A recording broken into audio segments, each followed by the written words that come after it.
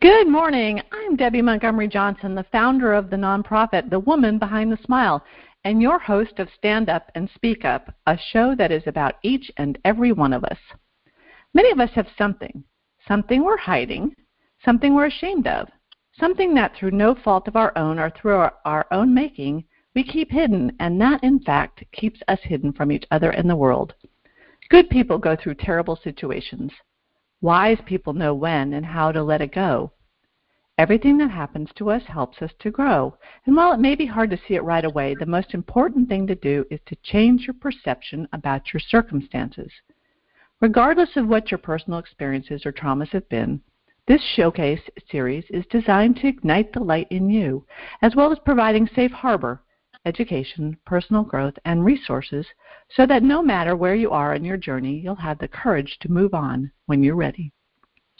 Stand Up and Speak Up features ordinary people who've been through extraordinary situations and struggles and found the courage to step out from behind their smiles and speak up about their experiences and the lessons gleaned from those experiences. Everybody heals at a different pace, and we recognize that. So come on in, have a listen, and enjoy the ride at your own speed. I'd like to welcome you all out today. I just pushed the wrong button, I think, and I didn't want to do that. Okay, today my guest is a dear friend of mine from several years ago. We met in California.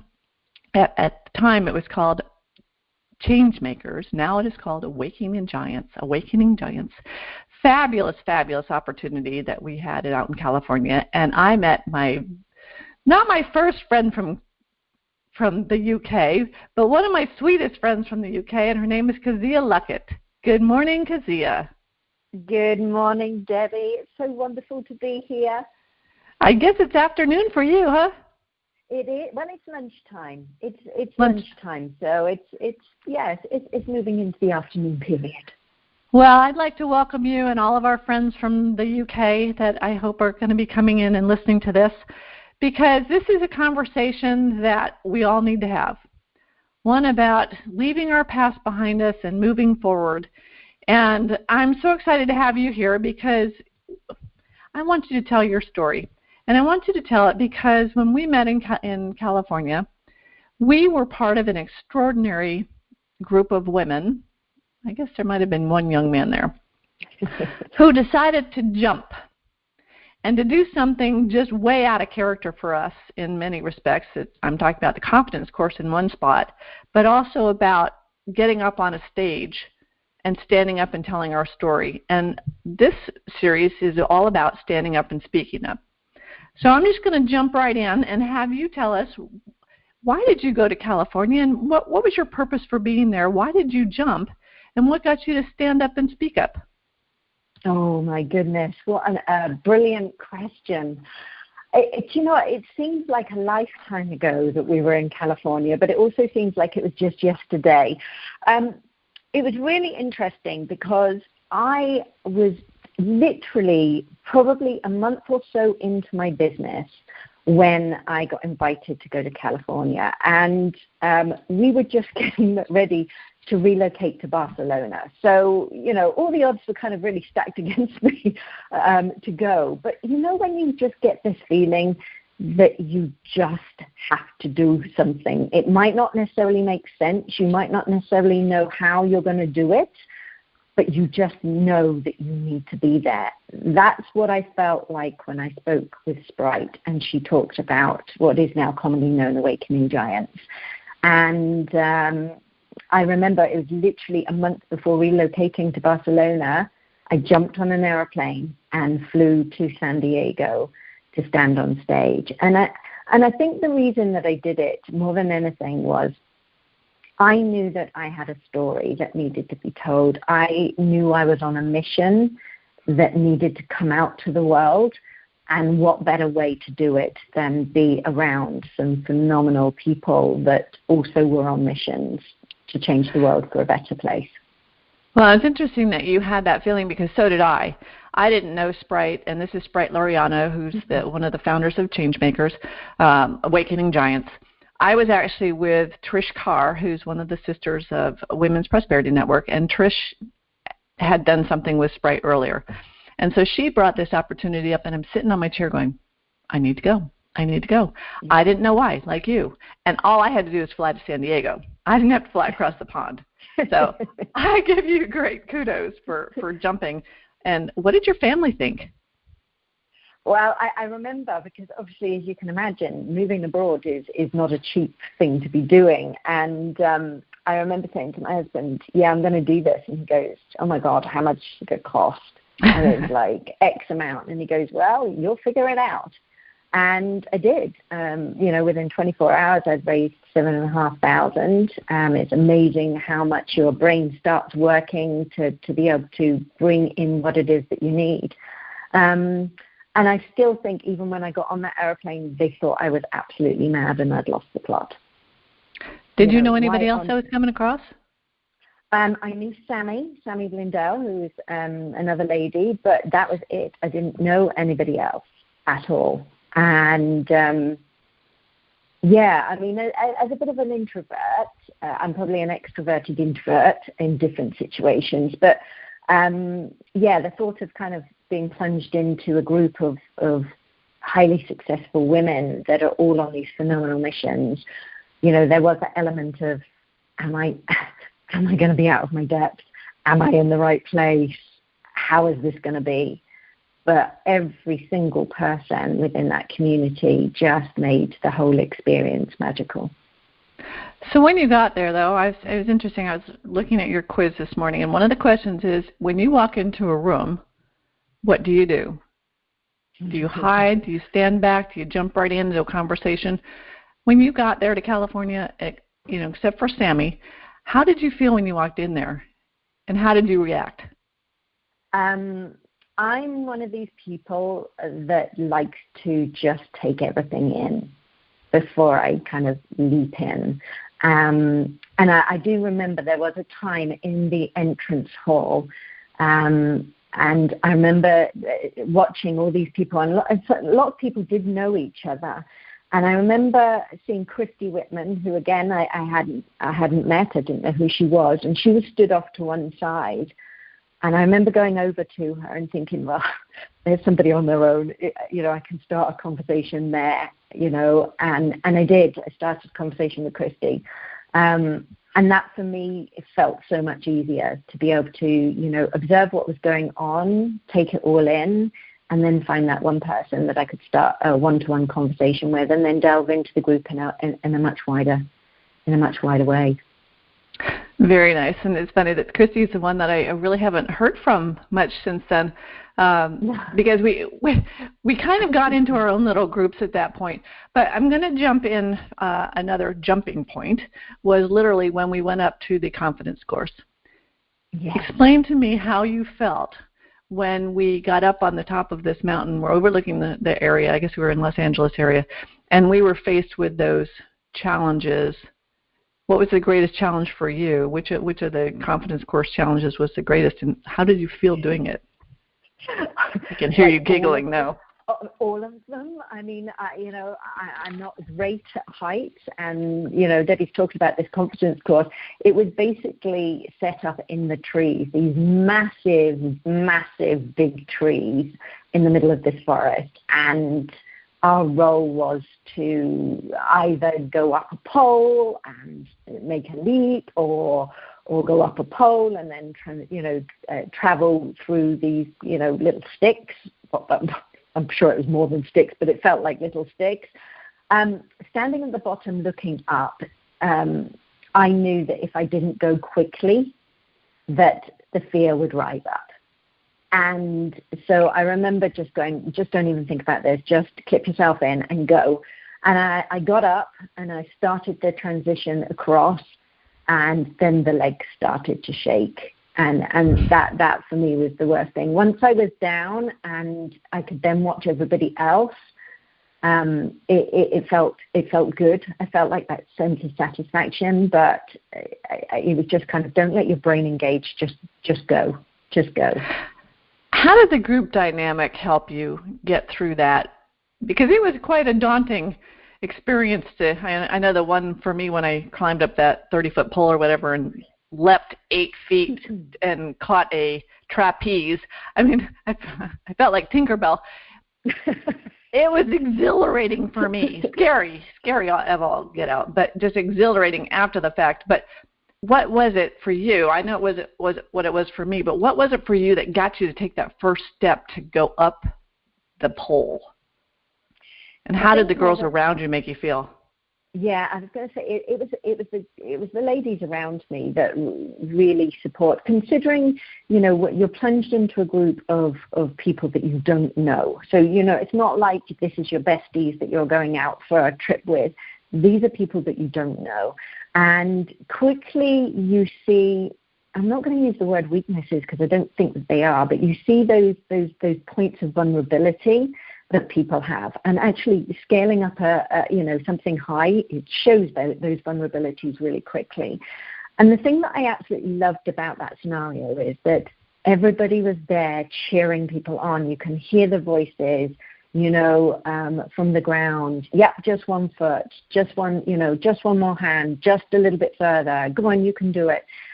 Knowing that you've got that support network, I think there's a couple of things that play out. Firstly, you feel totally supported, but also there's that little element of, well, now I can't let anybody down. I've just got to keep going.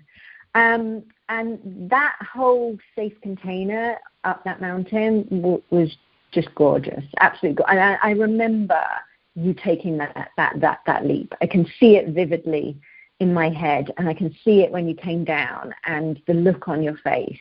That's something that will stay with me forever. And the same with Lynn Rose. When she went up there and she took that leap. You remember those moments forever. Well, I do. I mean, I giggle every time I look at the picture. But for me, I was so competitive with myself, saying, well, and I was probably one of the older ones at that point, and I was thinking, I can do this. I'm competitive. I used to be an athlete, or I am an athlete. But then when I was trying to get my last foot up to the top of that pole, and there's nothing that I was hanging on to, I looked down, and you shouldn't be looking down at that point because you're up so high. But I looked down, and I saw Trish Carr, and Trish looked up to me, and she said, Deb, your whole movement is about standing up. Just stand up. I'm thinking, well, I can do that. I can get that muscle movement in my leg and stand up. And when I did, then I was thinking, don't look down. Just look forward. Look where you're going. And that's life. Don't look back. Don't look down. Look forward and just jump. Yeah. And I closed my eyes and I jumped. Well, that's, the blind leading the blind. But catching that pole was one of the most exhilarating times of my life. And from then on, I'm like, well, gosh, if I can do that, I can do anything.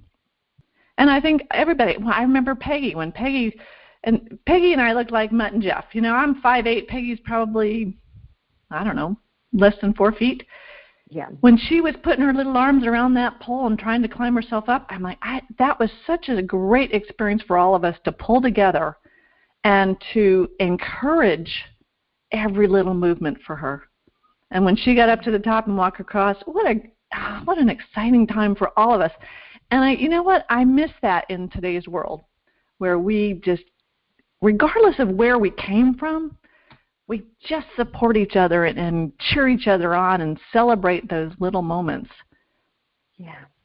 And that's fun. That's what I love about what you are doing and what you did. So can you tell everybody, when you stepped on stage in San Diego, how did you feel about doing that? Because you weren't an international speaker at the time. And what did you talk about?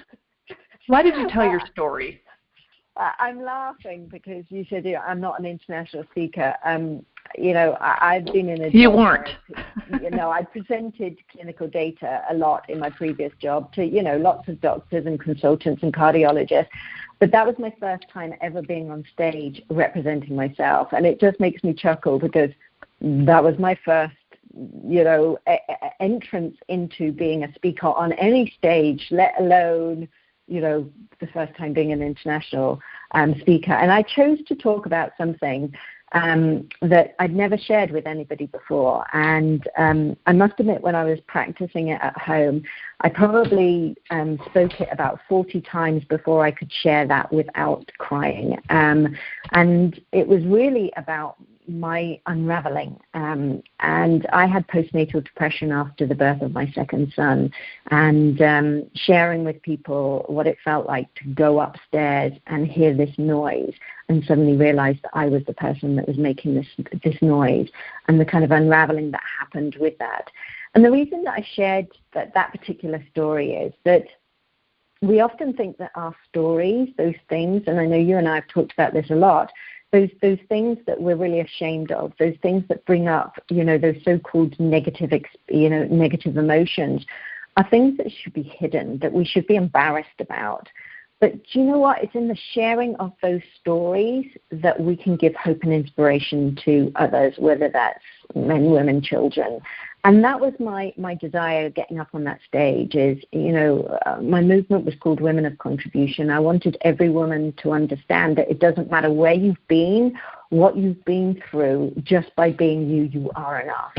And I was hoping that story would showcase that in San Diego. And it still is one of the most memorable bits of that whole experience for me, was being on stage. And just knowing that actually I loved being on stage and it's where I'm meant to be. And yeah, it was just phenomenal, absolutely phenomenal. Well, and that particular thing launched your Women of Contribution movement, and the book, the Pay It Forward series, Notes to My Younger Self. And I actually have a copy of it in my hand because I jumped and took part in your book. And that, other than my book, The Woman Behind the Smile, participating in Notes to My Younger Self, writing a chapter in that, it further confirmed to me that writing our stories out is the best thing we can do to move forward, to understand ourselves, to share with the world something that's important, because everybody has been through something that someone else is going through, and we feel alone until we know there's another person out there that's been through it. And then we're okay, because now we know we have a buddy. And I just want to read the first part in your forward about the book. We're going to talk about this series in just a minute. It says, we've all asked the question, what if? Crossroads are an inevitable part of life, each situation offering us many different paths on which to travel. Life, like life, neither is black or white, right or wrong, feminine or masculine, but a beautifully crafted, multifaceted experience of contrast, allowing us to work our souls, create new paths, and increase our wealth of experience. However, all too often on this so-called journey of life, we can experience those pivotal moments that can make us stop dead in our tracks, question absolutely everything, and jet propel our life's trajectory in a completely different direction. Now, you use the word pivotal moments. I used the word defining moments. Same thing. What did you find in this Notes to My Younger Self, Volume 1? We were the first 18 women to write these stories. And how was it for you putting that together? And how did you get 18 women to bare their souls and tell their story? I mean, for me, putting the Pay It Forward series, Notes to My Younger Self books, and there's volume 1, 2, and 3 together, was a massive honor for many different reasons. Firstly, 18 women in each book, or there was 19 in the first because my story was in there as well. But I think we ended up with 50-odd women from 15 different countries around the world. The greatest honor for me was the fact that they trusted me to help them bring the story out.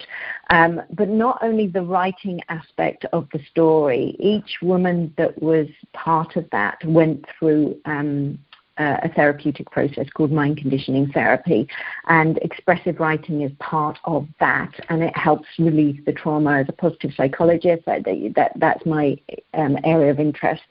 And so, the whole process of taking them through to write their story and to release the energetic, emotional connection to it so it could become a platform that they could, springboard off rather than a weight around their ankle pulling them down was, like I say, a big honor, because the individuals trusted me with their innermost secrets, their innermost thoughts, their innermost experiences, to be able to bring to light the one that needed to be shared, that they felt comfortable sharing, and to release the kind of emotional charge associated with it. With regards to how did I convince 50-odd women to step forward and be part of this, our mission has always been to positively impact on 1 billion lives worldwide, not only through our stories, but also the charities that we support. And the idea behind the book is, once you've read it, you write your own little message of hope and inspiration. You put a Post-it note on the front that says, this book is for you, read it, love it, pay it forward, and you leave it for a stranger to find. And the idea is that the person that needs that at that moment in time will find it, and they'll open it, and they'll hear a story that they need to hear. And it still makes my heart sing when I get a message from somebody who goes, oh my goodness, I read that story and it changed my life. And even myself, I had an experience coming back from speaking in London back to Barcelona, and I've sat on a train with somebody, and we got talking, and she was flying back to the Far East, and I kind of talked to her about the book because I'd been there speaking about it. And she, I was trying to give an example, and I chose Debby Moore, and Debby Moore had found that her partner had been living a double life. And as I said the words, the woman burst into tears, and I said, oh my God, are you okay? And she said, that's the reason I'm here on holiday. 3 weeks ago, we found out my father had been living a double life, and he has a complete other family in another country, and I'm here trying to process it. But my mum was so embarrassed, she felt like she was the only one that had ever gone through this. And now I have a book that I can share with her. And she sent me a message afterwards to say, thank you so much. This has changed her mum's life. Well, I'm sitting here, my mind is just going through, it's just reeling with the thought that we work with so many women at the Society of Citizens Against Relationship Scams, or SCARs, that have been through a relationship scam. And they are hiding from it. They are just, I was one of them, and just so ashamed of what had happened, until I realized that, this is happening to millions of people, and there's no reason to hide. There's no reason to be ashamed of it. We were taken, and everybody gets taken at some point in their life. Yes. But until you get the story out, I found, for me anyway, until I released that emotion of the story by writing it out, I wasn't able to move forward and heal myself in recovery. And so that's why, another reason why I participated in Notes to My Younger Self. And I didn't write about my scam story. I wrote about being in my home having a fire when I was a teenager, which that whole event, I realized through that, nobody was hurt, fortunately. I realized that stuff is just stuff, and you can't take it with you. The most important thing in my life were my family members. And so that, I think, might have led me to being able to give so much money away later on in life. I don't know. I'm one of those damn Yankees that doesn't give money away, but there's something that was in me. And when I wrote my part of your book, in my chapter in your book, that was clear to me that was a pivotal point, a defining moment in my life. I interviewed a lady yesterday who, in the process, I didn't know who she was, but in the process of our conversation, she said she was writing in a book now. She's participating in a book. I said, what's your chapter about? She goes, having a fire in my home as a kid. I'm like, well, how cool is that? I never would have known that.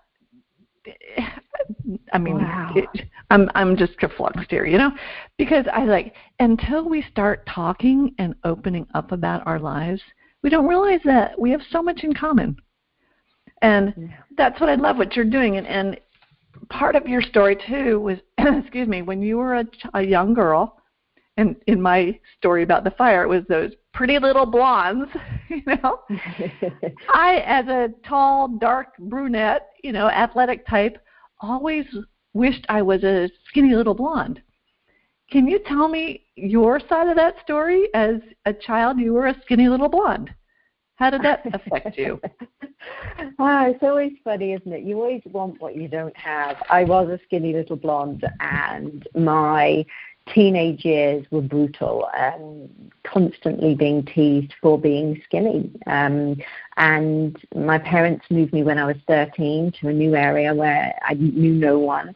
And so I was not only teased for being skinny, but I was teased for having an accent. I was teased for not being from that area, and bullied, physically, mentally bullied. And I ended up hating the way that I looked. I mean, like hating. I think it was my daughter eventually, when she was about 1 or 2, must have been about 2, when she said to me, "Mummy, why don't you ever wear pretty dresses and show off your legs?"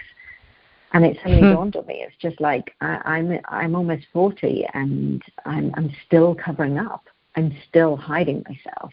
And funny enough, the only place that I didn't was when I lived in the States for 4 years. But as soon as I moved back to the UK, covered myself up again, because I figured that nobody wanted to see this body because it was so ugly, and people had told me it was so ugly. So yeah, it's interesting how things affect you, and that was another reason really for setting up Women of Contribution, is that I had massive distrust of women, like massive.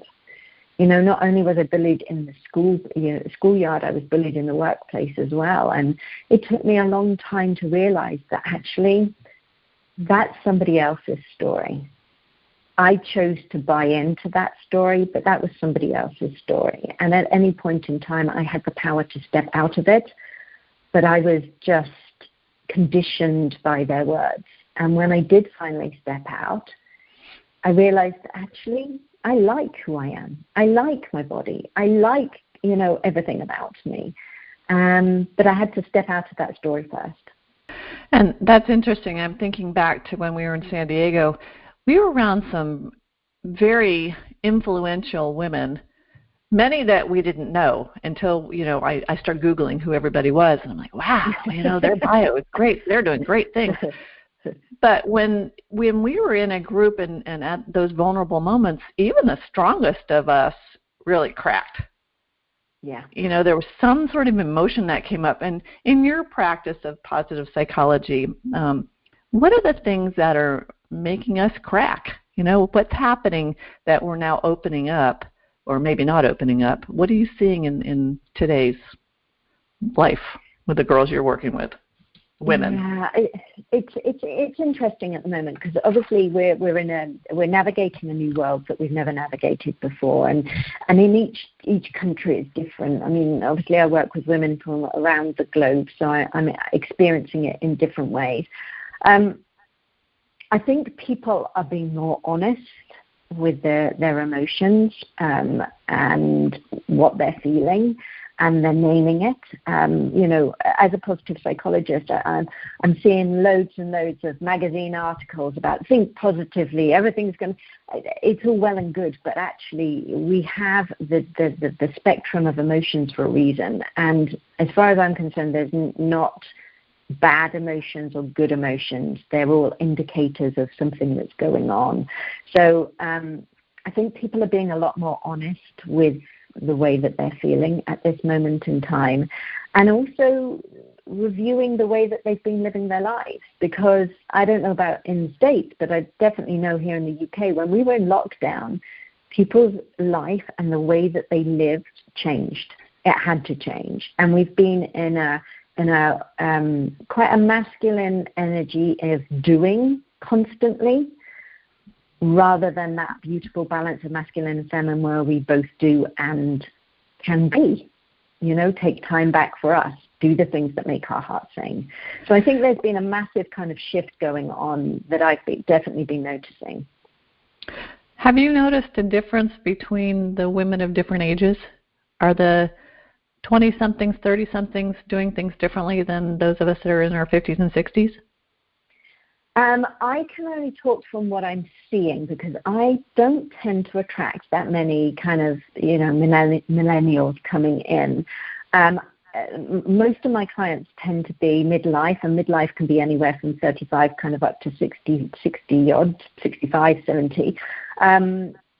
I think the older we get, the more confident we become in, do you know what? I don't have to live in the way that I thought I did. I don't have to act in the way that the expectations of others start to matter less. It's about, how do I feel in the life that I'm living? Am I following my bliss? Am I doing those things that make my heart sing? And I think, people talk about this midlife crisis. I always view it as a midlife awakening, when women wake up and they suddenly go, seriously, there has to be more to life than what I'm living right now. When you start to look towards the latter end of your life, I think this kind of awareness comes of, I've done everything that society says that I should. I've ticked all the boxes. I've lived as I, have been told that I should by society. And then you reach a point where you go, how do I actually want to live? How do I, what kind of impact do I want to leave? If this is the last half of my life, what do I want to put out into the world? How do I want to leave the world? Do I want to leave it a better place? And I think that shifts a lot for so many women. Well, and we're living a lot longer. I mean, I spend a lot of time with my mother and dad. My mom will be 86 next week, and my father's 91. And so midlife is now getting older and older, as far as I'm concerned. But it's really interesting for me to sit and talk with my dad, especially, and see how he thinks about life, and to hear, he's very unfiltered these days. So there are certain things he doesn't like, that certain things that have really been important. And as we talk, we said we look at what's important. And we're talking about maybe buying a home for them. And one of my brothers is like, why would you buy a house for someone that's 91? I mean, because the emotions around it just light my father up. And I'm thinking, if that gives him another 5 years or 10 years, heck, why not? Yeah. So sometimes we just have to just jump and do things that may not make sense, but make sense emotionally and life-wise. So last night I was watching one of your Facebook videos, and you offered this energy quiz. Can you just give everybody how they can get to that, and if they want to take the time to pull it up, because we're going to dive into your energy code now. But how do they get to the energy quiz to find out what we're talking about? Okay. The easiest thing is just energycodeforwomen.com. If you go to that as a website, so www.energycodeforwomen.com. And there's no fancy kind of changing of letters or anything. It is as it says. And if you go there, you'll find 8 different questions, and they're quick and easy. I mean, it should take all of, a minute tops. A minute. For you to, to get your results. And they're questions that kind of focus around how you're feeling, what you would like, and then it gives you an answer. It gives you an answer of the 4 different energy spaces that you could potentially be in. So let's kind of go into that. How did you get into the energy code, or did you come up with it? And just explain it to us, to me, please.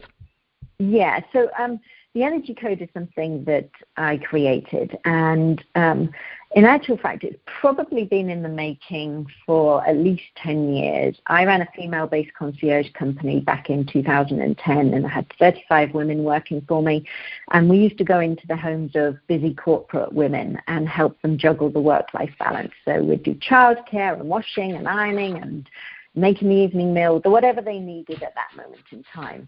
And it started to get to the point where every house that I went in to check on my clients, I was starting to see the same kind of thing playing out in everybody's life, which is they had everything that they could ever dream of. They had the successful job, they had the holidays, the cars, the house, the kids in private school, all of these things.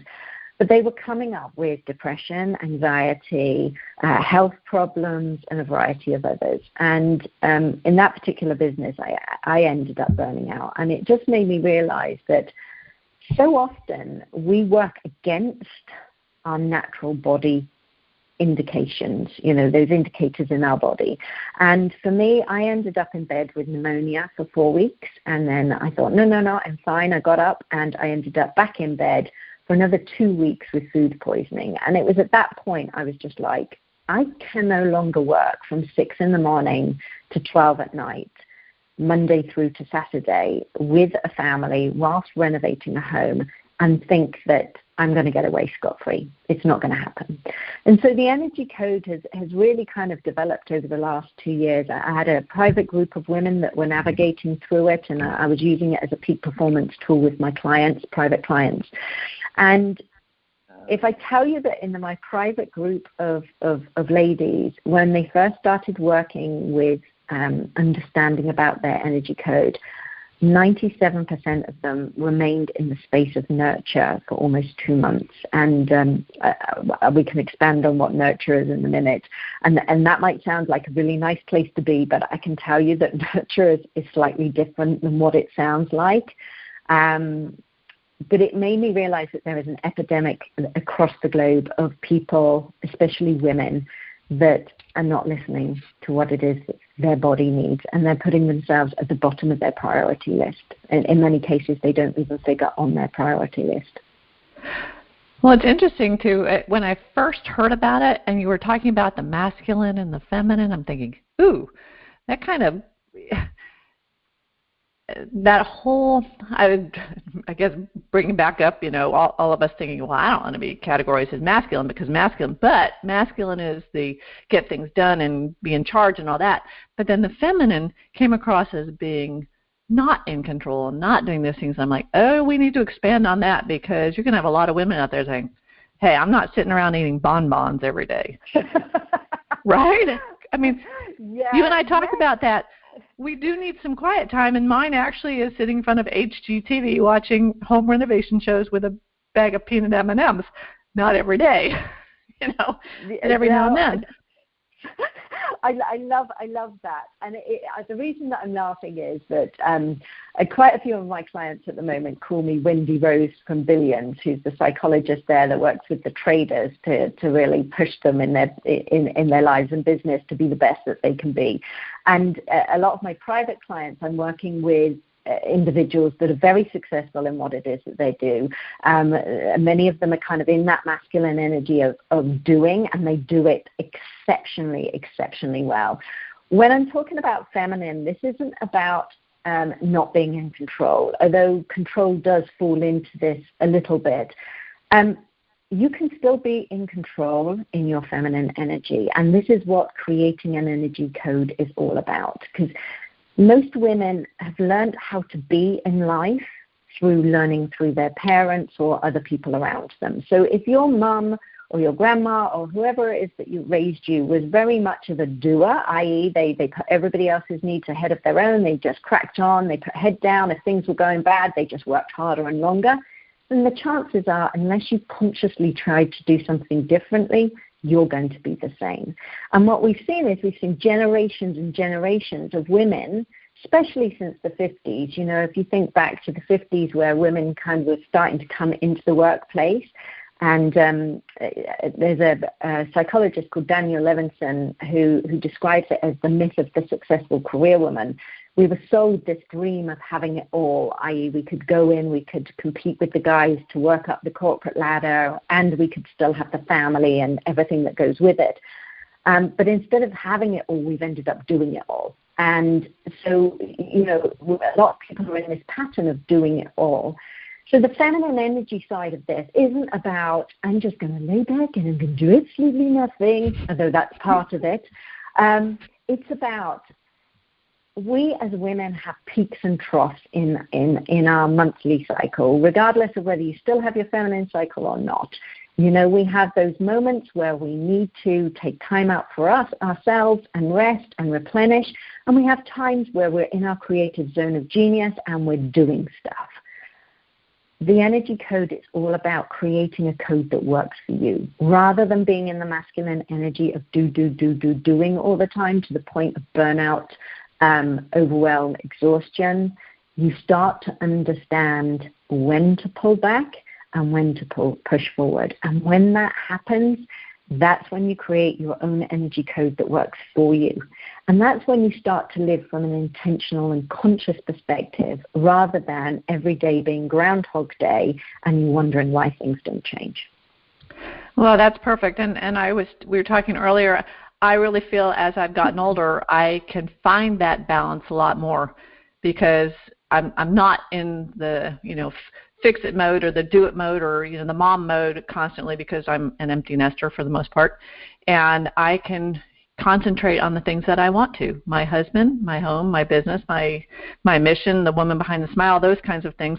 But if I want some time off, if I feel, for me, the overwhelm is like I can't focus enough on certain things. Yeah. I need that quiet time. I need to take an hour for, a show or a power nap or something, sitting out in the sun, reading a book, listening to a book.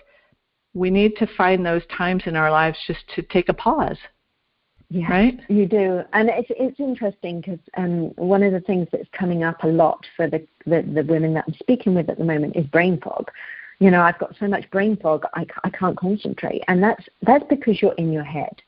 So if we look at the 4 different spaces that you will navigate through naturally, you have 2 that are very internal focused, which is nurture and whisper, and then 2 that are external focused, which is create and shine. And create and shine tend to be the masculine energy of doing, where whisper and nurture tend to be the feminine energy of kind of, being and receiving.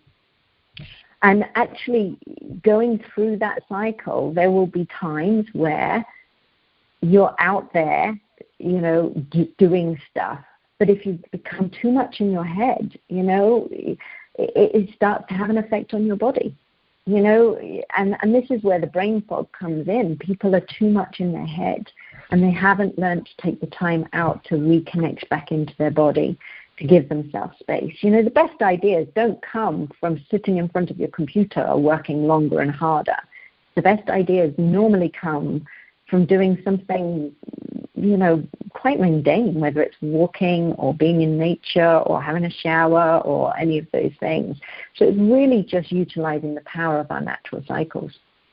Yeah, for me, it's doing laps in a swimming pool, or when I'm in my water aerobics class with the ladies that are 85 years old. I look around and I'm thinking, you know what? I want to be like them when I'm their age. And then my mind starts to go, what can I do? What can I do to make life in my life a little bit better? But we're going to transition a little bit. During this pandemic, and everybody is in, especially in the UK, you guys have locked down pretty well. I got a call last week, 2 weeks ago, from the BBC. And they wanted to do an interview with me because they have found that during this time of isolation, the rise of the romance scams and internet scams have been on the rise a lot. And they wanted to know what they could do to slow it down or to recognize it. Have you found in your women's group that there are people that are spending so much more time online and being busy online that they are being taken advantage of? Have you heard of any of those stories lately? It's funny, I haven't necessarily heard of those stories. And as you've talked about so beautifully in the past before, it's only when we open up those conversations that people tend to come forward. But I'm definitely seeing more and more people of a variety of different ages on the internet so much more. I was speaking to my dad, who's 79, last week. And he was saying that some friends of his have started to teach bridge classes online. So, these kind of 8-year-olds are all jumping online to be able to learn to play bridge and, transfer from being in close contact to doing it socially distanced via online. And I think for so many people, their lives have moved online, Zoom, shopping, Facebook groups, all of these things. And so many people are on their own. And when you're on your own, you often look for external stuff to fill a need. And you imagine some of these people are sitting on their own for weeks on end.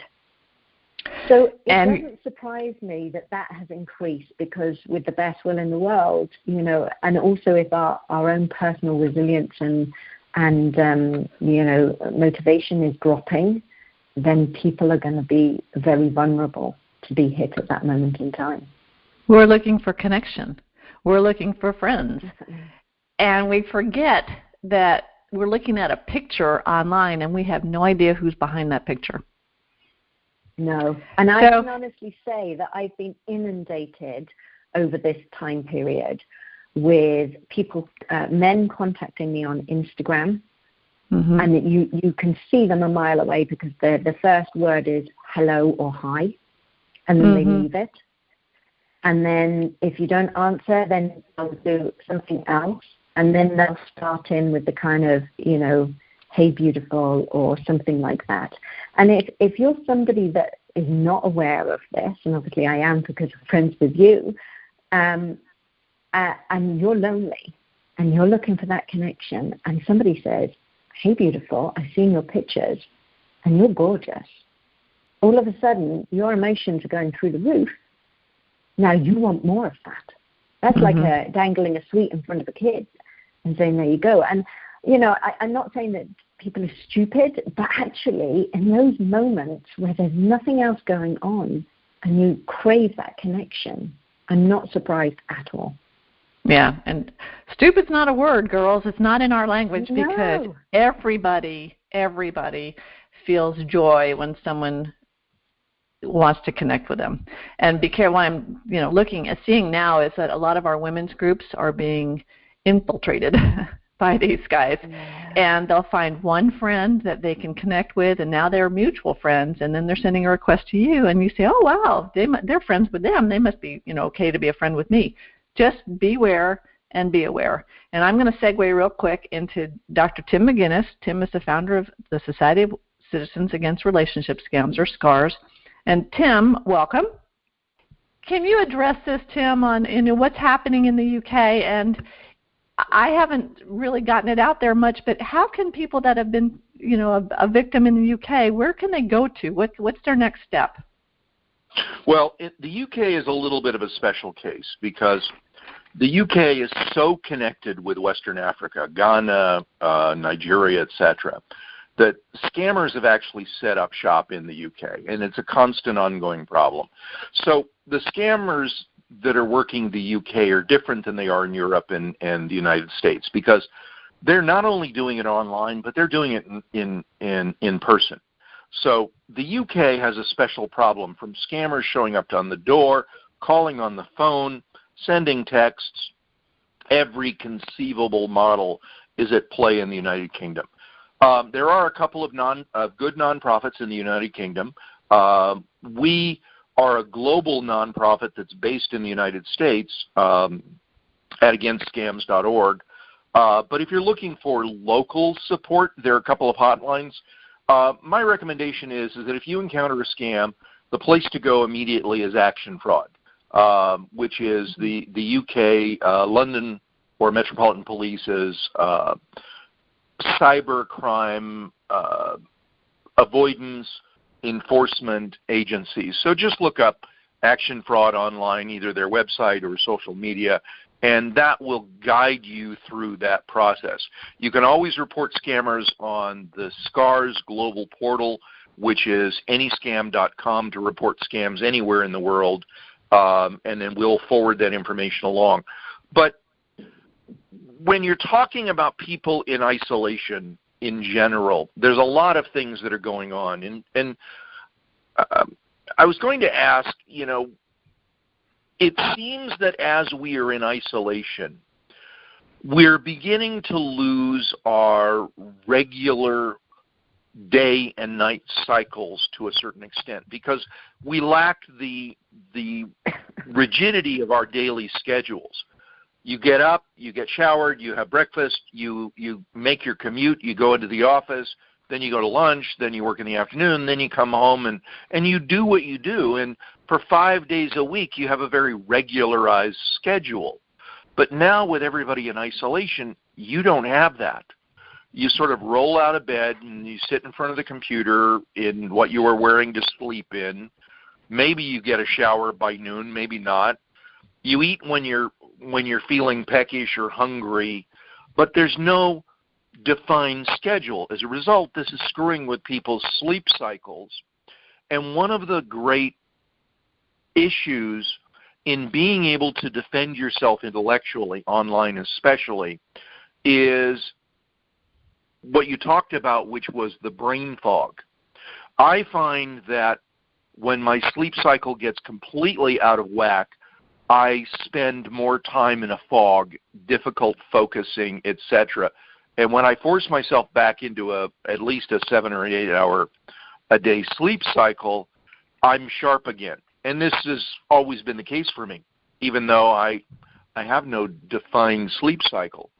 But as a result, people's mental acuity is much diminished, and it means that they are so vulnerable to their emotions and the sort of psychological foundations that make us vulnerable to begin with, things like stranger trust and confirmation bias and the other things. And then once a scammer gets in and they're subjecting the victim to the hardcore manipulation, amygdala hijacks and then gaslighting, etc., it becomes profoundly difficult if we're isolated at home and the vulnerability goes off the chart. But definitely in the UK, the per capita scam rates are almost double what they are here in the United States. Part of that is our natural skepticism when dealing with people in person, phone scams, etc. Part of it is just the distances and the impracticality of regional, local scams. But the truth is, there's scams everywhere. We're all scammed every single day. We listen to an advertisement that is manipulative. That's a scam in the purest sense. The amount of political nonsense that's going on. Some of it is outright lies. Some of it is clear deception and fraud. Practiced more by some groups than other. But scam is a natural part of the environment, just as 100,000 years ago, walking through the savannah of Africa, we would have to be on our guard every second or be eaten by the lions or hyenas. So sadly, we're in a new world, a new ecosystem surrounded by predators every second of every day. And unfortunately, people are just going to have to adapt to it. In a weird twist, it is the millennials that seem to be the least prepared for it, even though they believe that they're absolutely on top of everything online. The reality is their rates of being scammed are higher than senior citizens. Part of it is the absolute denial that they live in. That's a topic for a whole nother show. That's very interesting. And so, Tim, thanks. I'm going to have to move on from now because we're coming to the end of the hour. This hour goes by so quickly. And Kezia, thank you so much for being with us. I want you to be able to tell everybody how to get in touch with you because this energy code is really fascinating to me. And the work that you do as a positive psychologist, it doesn't matter that you're in the UK. I find it lovely that you are because we're a global community and we can do things online. So how can folks get a hold of you? The easiest place is probably Facebook or Instagram, and it's Kezia Luckett, or alternatively on my website, kezialuckett.com, which is KEZIALUCKETT.com. Do you have any new books coming out or new projects? I am in the process of writing the Energy Code for Women that will go along with the course that I'm running next week. So it's coming. It's just very slow. It's coming. But yes, that's where I'm heading at the moment. What is the course that you're doing? Is that what I signed up for something actually after I took my quiz. Is that it? Yes. So I'm doing the Energy Code Experience, which it will become a course moving forward, a paid-for course. But I felt at the moment that people just needed to understand their energy code. So this would be a 5 free-day kind of mini course just to bed people into what it means to understand and work with their energy code. I can point them in the direction. If they reach out to me, I can point them in there. Or alternatively, if they take the Energy Code quiz, there is a link there that they can register to join us for that as well. So perfect. So everybody go to energycodeforwomen.com. Take the quiz. It's 8 questions. It'll take you about a minute. Get the report. Just just to let you know, I'm actually in the whisper space, which is kind of cool because I've grown out of the nurture spot, and the whisper space for me just sounded lovely. I'm glad to be there now. But Kezia, thank you so much for joining us, and thank you for sharing your brilliance and your stories, and thank you for the opportunity that I had to be in the Pay It Forward series, Notes to My Younger Self, Volume 1. It's available on Amazon along with my book, The Woman Behind the Smile. And it's fun. It's a fun experience, and it meant so much to me and to the women that I've passed the books on to. So thank you for doing what you've done. No, thank you for inviting me. It's much appreciated. Well, we're going to move on, and I want to thank everybody for listening to Stand Up and Speak Up. We are dedicated to encouraging you to remove the mask of embarrassment and to being your best self. If you or any one of you has been victim to fraud or scam, report it to anyscam.com or ic3.gov here in the United States. In the UK, we want you to go to Action Fraud. Look at Google Action Fraud. Remember to visit my website, thewomanbehindthesmile.com, and join my Facebook group, Stand Up and Speak Up, for special information and replays. This episode has been sponsored by BenfoComplete.com, a vitamin supplement company that supports happy and healthy hands and feet for those with neuropathy. If you or any of you know or struggle with the pins and needles or numbness in your hands and feet, check out our benfotiamine products at benfocomplete.com and use the special code STANDUP for a 5% discount on your purchase. Again, thank you so much, Kezia. Thank you, Dr. Tim, and everybody for being here with us today. What a great day, and we are ready to leave our past behind us and to move forward with positive energy. Kezia, go hit the UK with great love and energy, and my hugs to you and Deb and Sammy and all the girls over there. Thank you again so much for being our guest, and have a wonderful day, everybody. Thank you.